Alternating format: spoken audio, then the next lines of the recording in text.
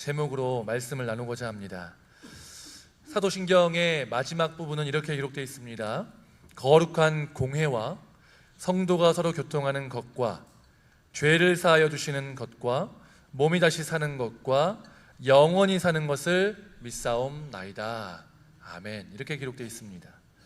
여기서 몸의 부활과 영생에 대해서는 다루지 않겠고요. 거룩한 공회와 성도가 서로 교통하는 것, 이것을 가지고 사도신경의 마지막을 좀 다루려고 합니다. 여기 이 사도신경에 나오는 공회라는 것은요, 공교회라는 의미입니다. 보편적 교회, 영어로 하자면 카톨릭 처치라고 되어 있습니다. 그러면 카톨릭 교회가 왜 나오느냐라고 이해할 수 있는데요, 이 카톨릭이라는 의미는 보편의 교회다라는 의미입니다. 그 말은 무슨 말이냐, 이 예수님이 머리 되시고 그 몸된 교회가 있는데, 이 동산교회라는 이 개교회, 하나의 교회만이 그런 교회가 아니라 동산교회를 포함한 이단이 아닌 정통적인 교리, 올바른 교리 안에 있는 모든 교회가 보편적으로 하나가 되어서 한 몸을 이루어 하나님의 교회를 이룬다라는 의미로 보편적 교회, 공교회라고 불립니다. 그래서 여기서 거룩한 공회를 믿는다는 것은 다른 걸 말하는 것이 아니라 예수님이 구원하신 이 교회, 세우신 교회가 보편적으로 하나 되고 거룩하다라는 것을 의미합니다. 그렇기 때문에 우리가 일반적으로 알고 있는 카톨릭이라는 것은요, 로마 카톨릭 교회, 하나의 종파, 교황을 중심으로 한 그 종교가 바로 카톨릭인 것이고요. 우리는 여기서 말하는 보편적 교회, 공회라는 것은 모든 교회가 그러니까 이 올바른 교리에서 벗어나지 않는 모든 교회가 하나다라는 것을 의미하고 있습니다. 이 거룩한 교회를 믿는 것, 그리고 성도가 서로 교통하는 것, 그러니까 교제하는 것, 이것을 믿는 것이 기독교 신앙 안에 포함이 된다는 것이죠. 그렇기 때문에 우리가 코로나를 지나면서 더욱더 온라인 예배가 활성화가 되고, 온라인 예배가 활성화될 뿐만 아니라 교회에 나가서 교제하고 얼굴을 대면하여서 보는 일들이 많이 줄었는데, 그러한 것들을 얘기하면서 나는 하나님 예배하니까 괜찮습니다, 우리가 사람 보고 신앙생활하는 거 아니지 않습니까? 라고 얘기하는 것은 사실은 성경을 반쪽만 알고 있는 것이라고 이해할 수 있는 것입니다. 우리가 믿는 이 신앙 고백에 거룩한 공교회, 그리고 성도가 서로 교제하는 것까지 믿고 실제로 교제하는 것이 우리의 신앙의 어떤 근간이 된다라고 사도신경에는 분명하게 포함하고 있다는 것이죠. 오늘 말씀을 통해서 하나님이 우리에게 교회를 왜 주셨고, 또 우리는 교회 안에서 어떻게 신앙생활을 해야 되는지에 대해서 함께 살펴보는 시간이 되기를 주님의 이름으로 축복합니다. 이 거룩한 공교회라는 이 구절에 대해서요, 로마 카톨릭 교회, 카톨릭이랑 우리 개혁교회, 이 개신교랑은요, 이해가 서로 다릅니다. 카톨릭은 어떻게 이해하느냐, 카톨릭에서 이 보편적인 공교회는요, 세례받은 모든 사람들이 그 구성원을 이룹니다. 여기까지는 똑같죠. 그런데 이 세례받은 사람들로 구성된 조직체인데, 이 사람들이 교황과 연결되어 있다, 그리고 성직자들의 가르침을 받는다, 또 그들의 성직의 서열, 교황, 추기경, 교구 이런 식으로 되어 있는 이 성직의 서열을 인정해야 된다는 것입니다. 그러면서 모든 이 카톨릭 교회는 교황을 중심으로 일사불란하게 하나된 교리로 하나로 뭉치기 때문에 한 몸이다 라고 얘기하는 거죠. 실제로 믿지 않는 분들이 저에게 대화를 하다가, 혹은 교인들 중에서도 이제 저한테 물으시는 경우가 있었습니다. 아니, 로마 카톨릭 교회는 하나의 교리로 하나로 뭉쳐서 똘똘 뭉쳐서 잘하는데 왜 교회는 다 교단이 이렇게 나눠져 있습니까? 라고 얘기하면서 교회가 혹시 너무 분열되어 있고 잘못된 것 아닙니까? 라는 식으로 이해하는 것들이 있습니다. 그런데 하나님께서 무엇을 기뻐하실까? 한 마음으로 한 방향으로 가는 건 좋은데, 이 조직적으로 체계화돼서 반론을 할 수 없고, 어떤 이 하나님에 대한 신앙에 대한 단면만을 제시하는 것이 맞을까라는 생각이 든다는 거죠. 이재철 목사님께서는요, 이 교단이 나뉜 것들, 교리가 핵심 교리 빼고는 나눠지는 이유에 대해서 이렇게 얘기합니다. 어떻게 이야기하냐면, 이 복음서가 나눠진 것도 이제 4개인 것과 비슷한 맥락인데요, 하나님 아버지를 너무 크신 분이시기 때문에 어떤 한 사람도 온전히 그 하나님을 다 경험한 사람이 없다는 거죠. 어떤 사람은 하나님의 이런 모습을 많이 경험했고, 어떤 사람은 하나님의 이런 모습을 경험했다는 것입니다. 그러면서 어떻게 비유하냐면, 여러 자녀를 둔 아버지를 얘기하는 거죠. 저희도 유진이가 본 저와 주희가 본 저, 또 지한이가 경험한 저는 다 다르죠. 하지만 동일한 저입니다. 그런데 경험이 다른 겁니다. 마찬가지로 우리도 하나님에 대한 이해가 핵심적인 것은 같지만 조금씩 차이가 있을 수 있는 것은 우리가 하나님을 다 경험할 수 없기 때문이죠. 그렇기 때문에 교리가 조금씩 다르고, 또한 교단이 나뉜다고 해서 무조건적으로 이단이라고 얘기하고 나뉘었으니까, 교리가 다르니까 문제가 있다라고 얘기하는 것은 위험한 발상이라는 것입니다. 오히려 하나님은 그 다양성 안에서 하나됨을 이루기를 원하신다라는 것입니다. 그런데 이런 카톨릭에서요, 로마 카톨릭이 이렇게 교황, 사도, 이 성직의 직제, 이런 식으로 교리가 성장한 이유는요, 마태복음 16장 18절 말씀에 그 근거를 두고 있습니다. 함께 읽어보겠습니다. 또 내가 내게 이르노니 너는 베드로라. 내가 이 반석 위에 내 교회를 세우리니 음부의 권세가 이기지 못하리라. 아멘. 여기서 예수님께서 당신의 교회를 이 반석 위에 세우시겠다고 말씀하십니다. 이게 그 유명한 사도 베드로의 주는 그리스도시요 하나님의 아들이시니이다 라고 한 고백 이후에 예수님께서 내가 이 반석 위에 내 교회를 세우겠다라고 말씀하시는데, 이 반석이 뭐냐는 겁니다. 이 반석이라는 단어가요, 페트로스 이런 단어거든요. 그거를 가지고 이 반석은 이 사도 베드로를 얘기한다라고 이해한 것이 로마 카톨릭입니다. 그래서 베드로 위에 교회를 세우시는 거니까 이 베드로가 초대 교황이고 교회는 무조건 이 교황 중심으로 가야 된다라고 이해한 것이 카톨릭 교회라는 거죠. 그런데 우리 개혁교회, 이 개신교회는요, 이 성경의 말씀을 이렇게 이해하지 않습니다. 어떻게 이해하냐면, 마태복음 16장 18절에 이 반석 위에 내 교회를 세운다고 했을 때, 이 반석은 베드로를 얘기하는 게 아니라 그 직전에, 2절 전에 베드로가 고백한 이 신앙의 고백 위에 내 교회를 세우겠다라고 이해하는 것입니다. 이게 더 적절하다는 것이죠. 함께 16장 16절 말씀을 읽어보겠습니다. 시몬 베드로가 대답하여 이르되 주는 그리스도시요 살아계신 하나님의 아들이시니이다. 아멘. 예수님께서는 이 베드로의 고백 위에 당신의 교회를 세우시겠다고 약속하시는 것입니다. 신앙의 고백, 믿음의 고백, 성경 말씀이 이 교회의 반석이 되어야 한다라고 예수님은 말씀하고 계신 것이죠. 그래서 우리 개혁교회는요, 교황 중심도 아니고 사람 중심도 아니고 말씀 중심, 이 말씀에 기반한 어떤 신앙의 고백, 이 위에 교회가 세워지게끔 하도록 하는 것이 우리 개혁교회, 개신교회의 근간이라는 것입니다.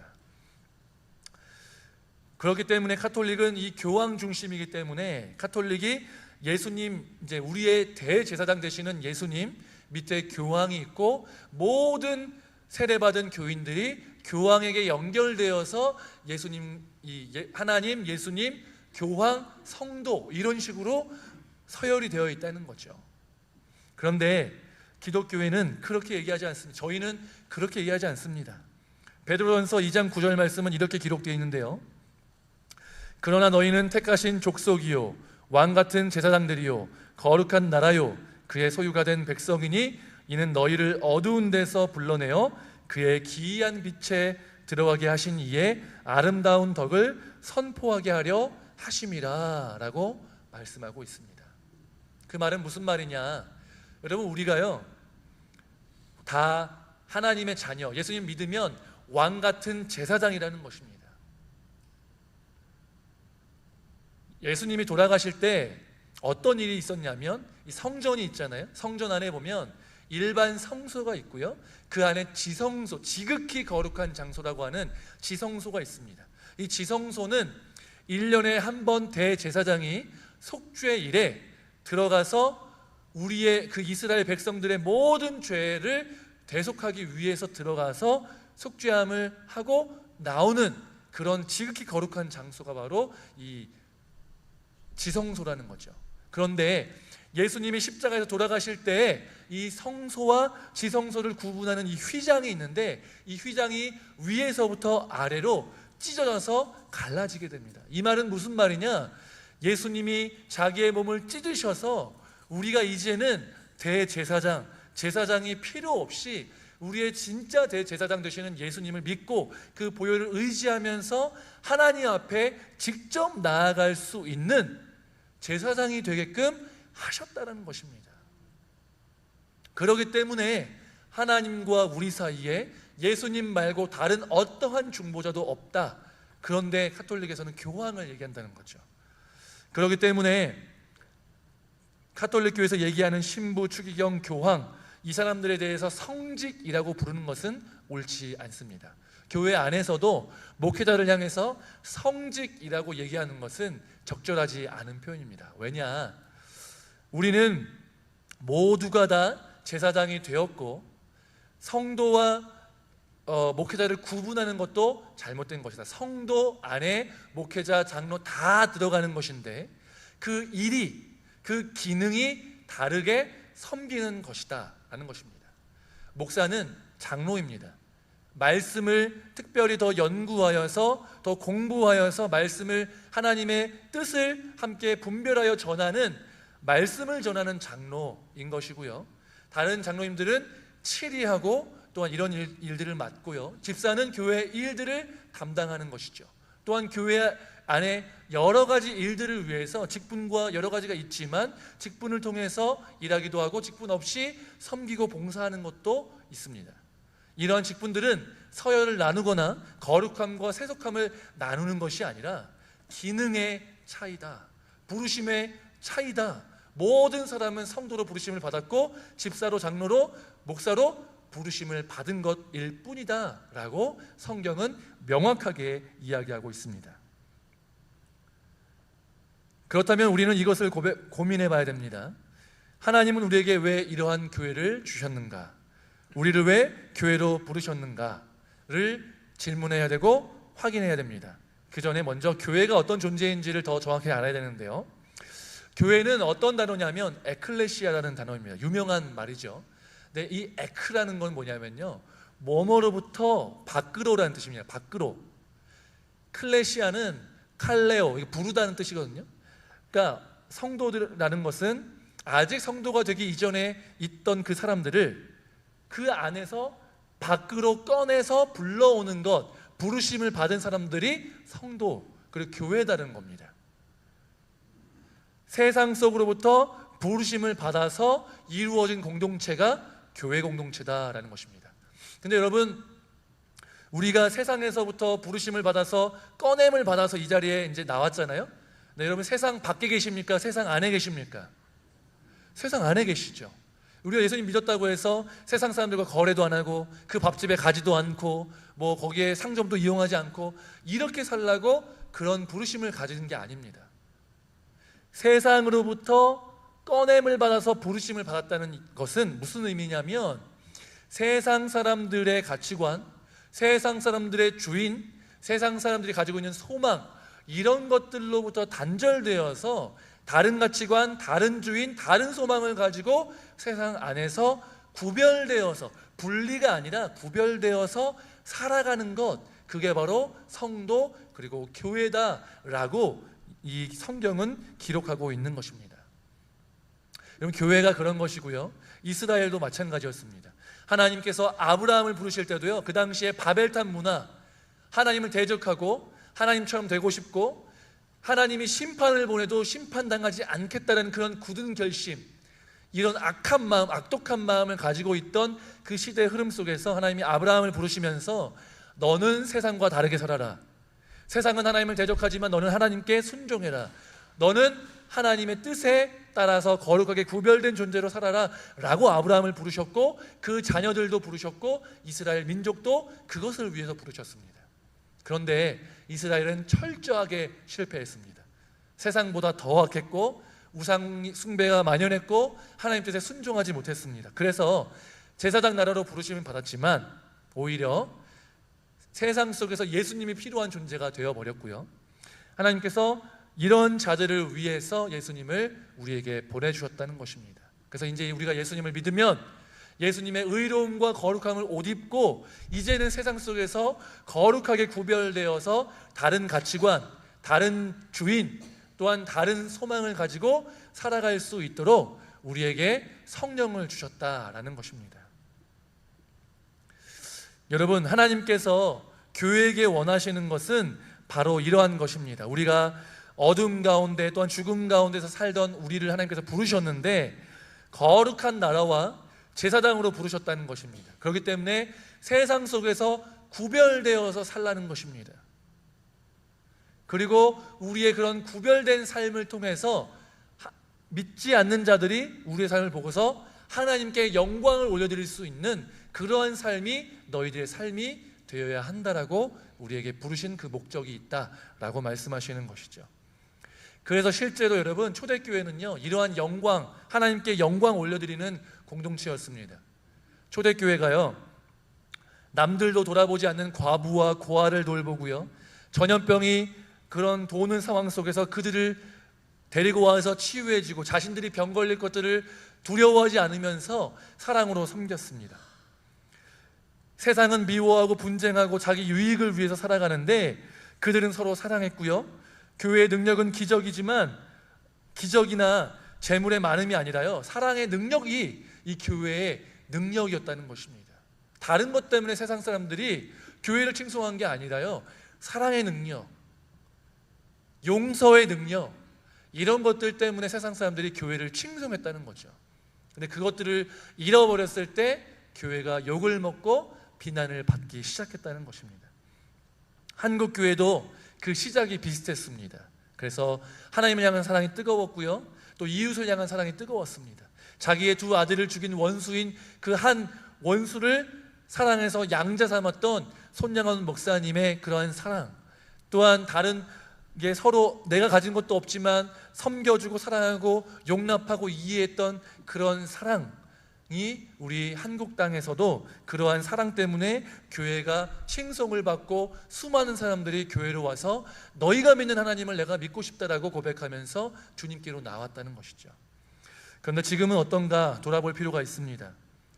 교회를 개인의 사유물로 여기는 목회자들, 자기 자녀에게 세습을 시키려고 하는 수많은 시도, 더 많은 부를 쌓으려고 하는 교회, 서로의 상황을 듣고 기도하기보다는 뒷담화하고 소문내기를 즐겨하는 교회, 선교하고 전도하기보다는 우리끼리 잘 살기 원하는 그런 목적을 잃어버린 교회, 세상 사람들과 다르게 살기보다는 세상 사람들보다 더 탐욕적인 교회, 그래서 재개발하는데 더 많은 보상을 요구하고 그러한 일들 때문에 하나님의 이름을 땅에 떨어뜨리는 교회, 세상 권력에 기생하여서 교회의 양적 성장을 꿈꾸는 교회, 이러한 모든 것들이 하나님이 꿈꾸시는 교회와는 다른, 또한 하나님께서 세우신 교회의 목적과는 다른 잘못된 교회의 모습이다라는 것입니다.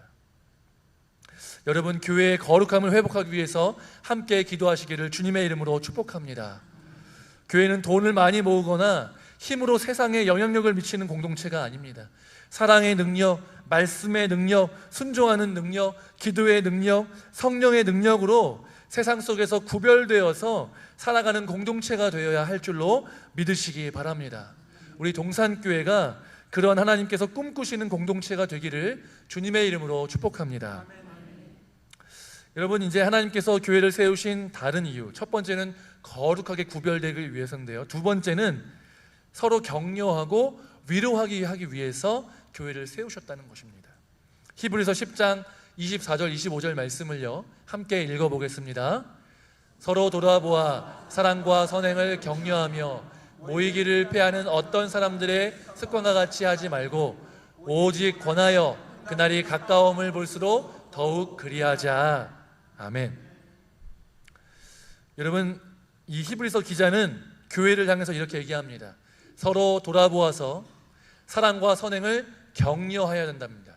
그리고 모이기를 패하는 사람들의 습관같이 하지 말고 계속 모이기를 권해야 한다는 것입니다. 모여서 돌아보고 사랑하고 선행하는 것들을 격려하라는 것입니다. 이게 교회의 목적이라는 거죠. 여러분, 믿는다는 것, 믿음으로 산다는 것은 얼마나 고된 일입니까?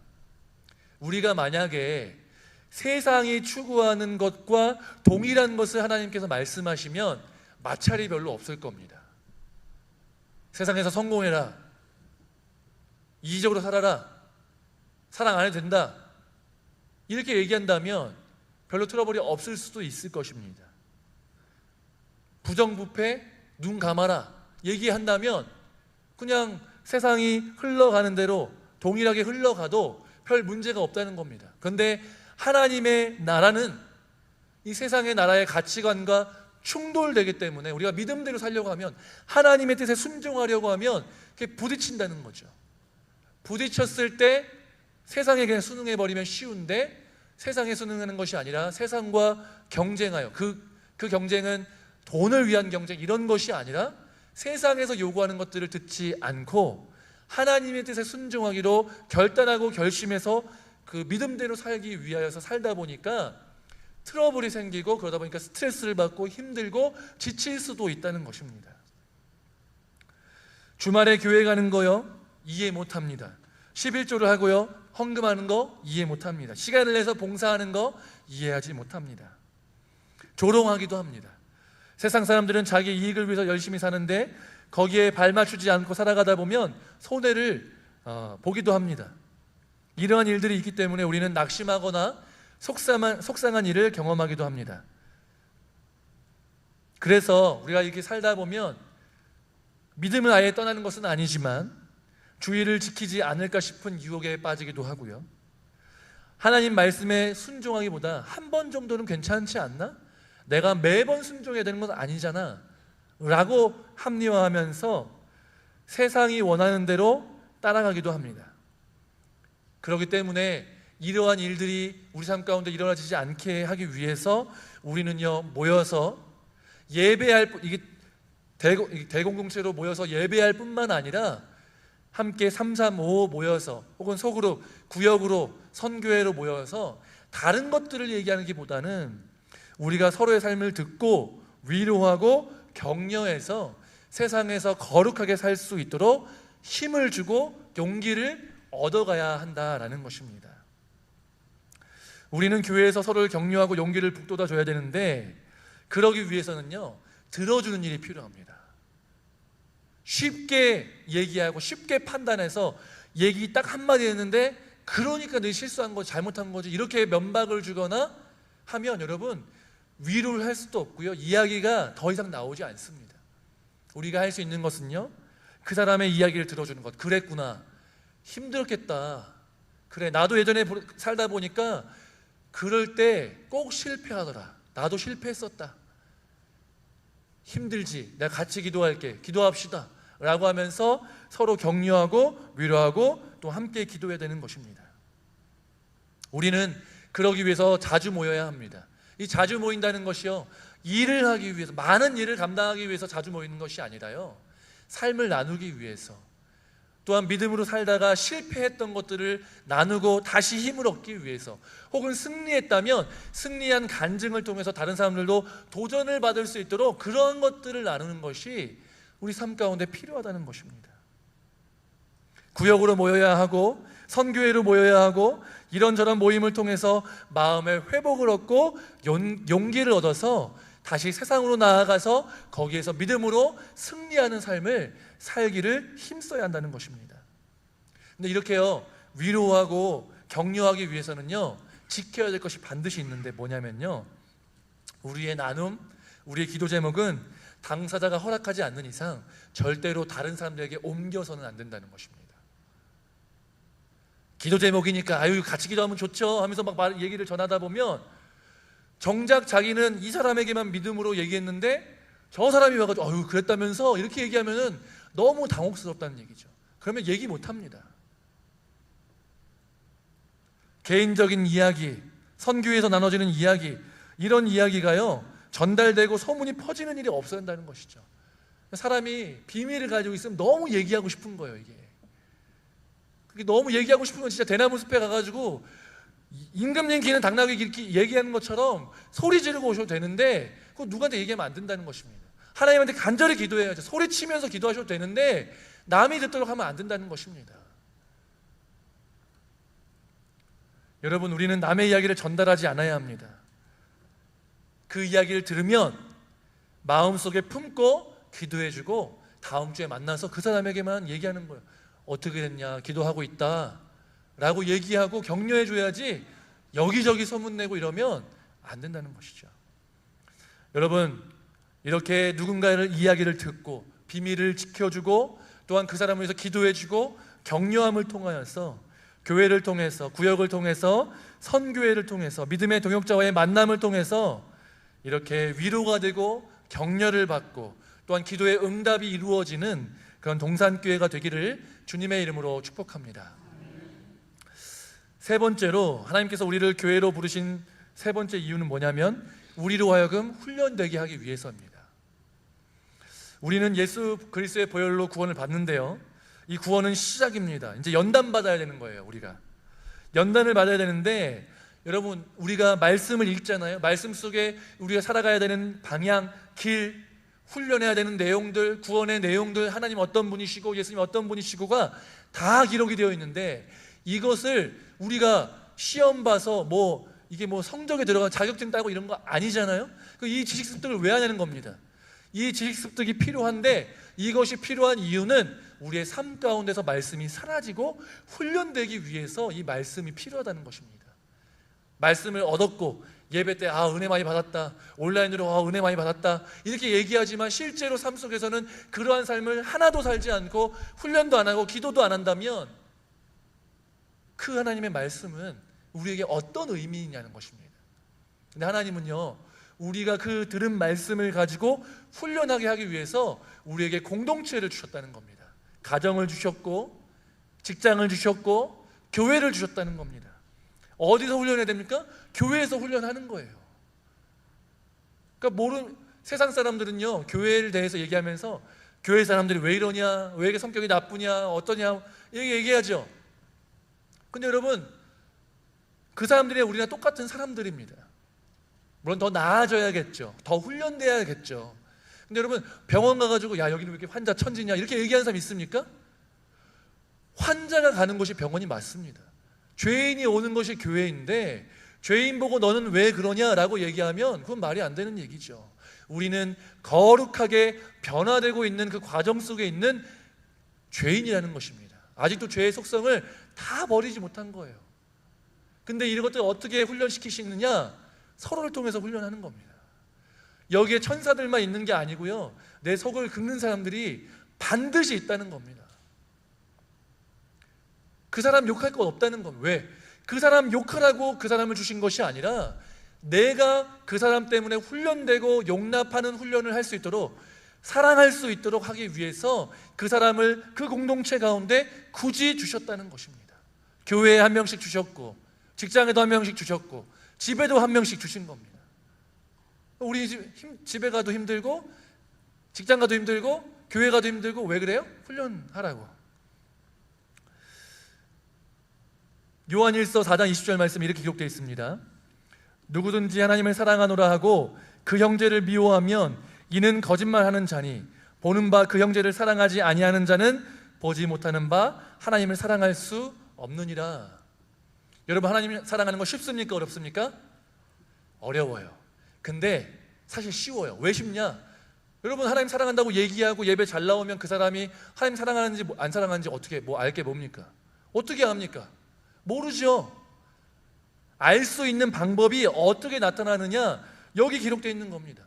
하나님 사랑합니다 라고 고백했는데 눈에 보이는 여기 형제들 못 사랑하면 거짓말이라는 거예요. 말로는 다 한다는 거죠. 저 하나님 사랑합니다, 예배 잘 나옵니다, 여기까지는 누구나 되는데 실제로 사랑하는지 안 사랑하는지 어디서 나타나느냐? 그 형제, 예수님께서 그 사람을 위해서 죽으신 그 사람을 내가 사랑하느냐 못하느냐가 하나님을 사랑하느냐 못하느냐로 드러난다는 것입니다. 그것을 훈련시키시는 것이죠. 어느 날 이제 저희 큰 애가 이제 2학년인데 유진이가 와이프한테 이렇게 얘기를 했다고 해요. 그 반에 이제 여자가 조금 더 많거든요. 남자애 중에서 여자애를 그렇게 괴롭히는 애가 한 명 있대요.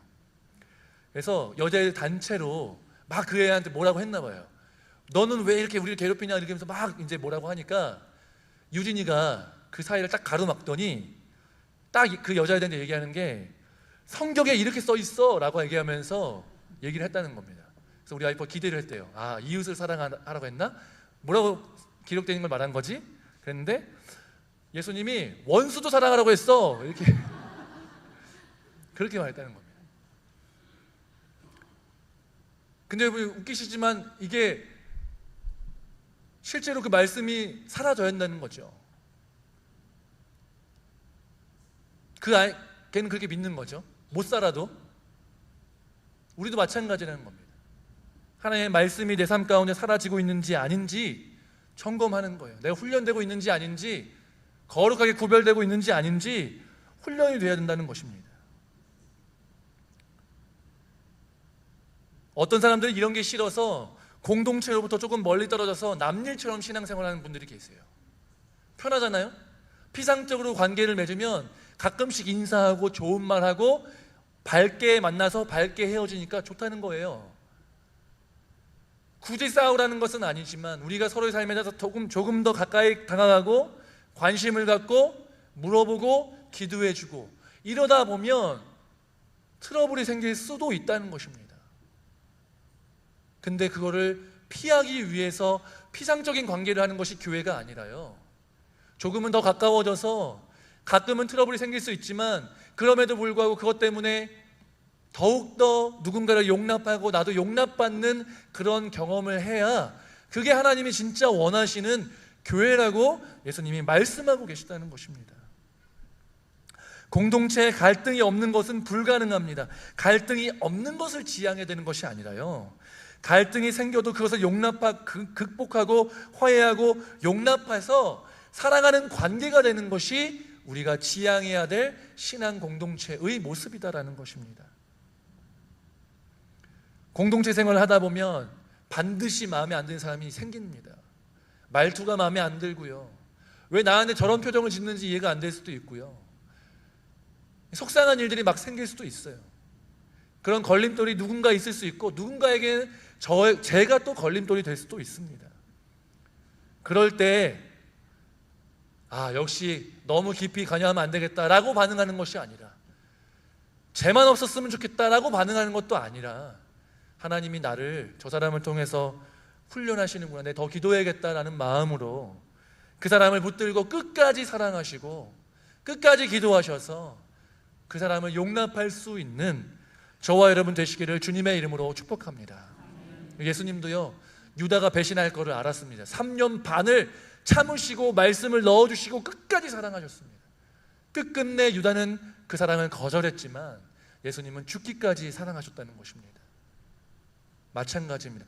끝끝내 나를 거절한다 할지라도 그 사람을 위해서 당신의 목숨을 내어주신 예수님처럼 우리도 그 사람을 위해서, 우리는 할 수 없지만 하나님의 도우심을 구하여 성령의 충만함을 구하여서 그 사람을 위해서 기도하고 죽기까지 용납하고 사랑할 수 있는, 그래서 우리가 진짜 사랑의 공동체라는 칭송을 받고 또 하나님께서 인정하시는 그런 교회가 되는 동산교회 되시기를 주님의 이름으로